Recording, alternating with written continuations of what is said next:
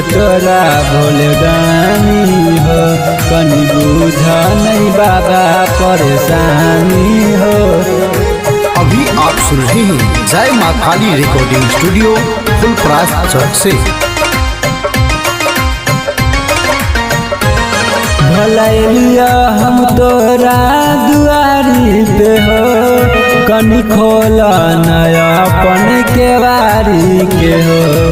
भलैया हम तोरा दुआरी पे हो, कनी खोला नया अपन के बारी के हो। कनी बुझ नहीं बाबा परेशानी हो, जल ढारे छिया तोरा भोले दानी हो। कनी बुझ नहीं बाबा परेशानी हो, जल ढारे छिया तोरा भोले दानी हो। भोलैया हम तोरा दुआरी पे हो, कनी खोला नया अपन के बारी के हो। कनी बुझ नहीं बाबा परेशानी हो, जल ढारे छिया तोरा भोले दानी हो। प्रेम से बोला शंकर भगवान की।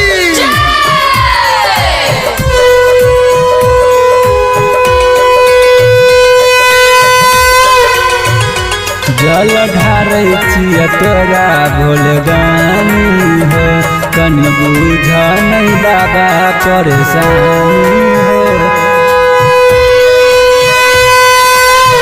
देव के देव तू छ महादेव हो, भांग धतूर के तू करे छ तू सेव हो।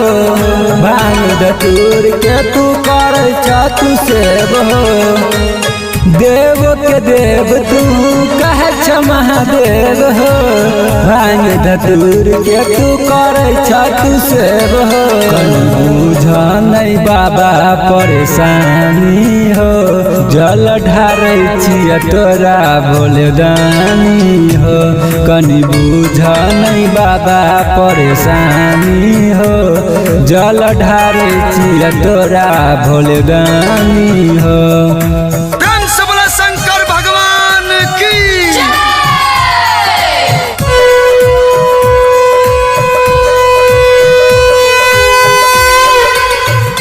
जल ढारे छिया तोरा भोले दानी हो, कनी बुझ नहीं बाबा परेशानी हो।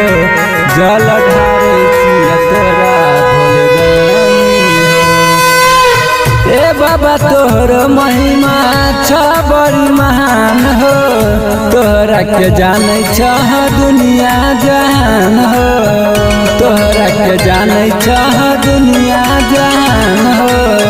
ए बाबा तोर महिमा छ बड़ी महान हो, तोहरा के जाने छ दुनिया जान।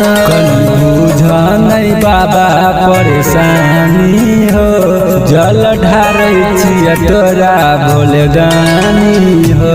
कनी बुझ नहीं बाबा परेशानी हो, जल ढारे छिया तोरा भोले दानी हो, भोले दानी हो।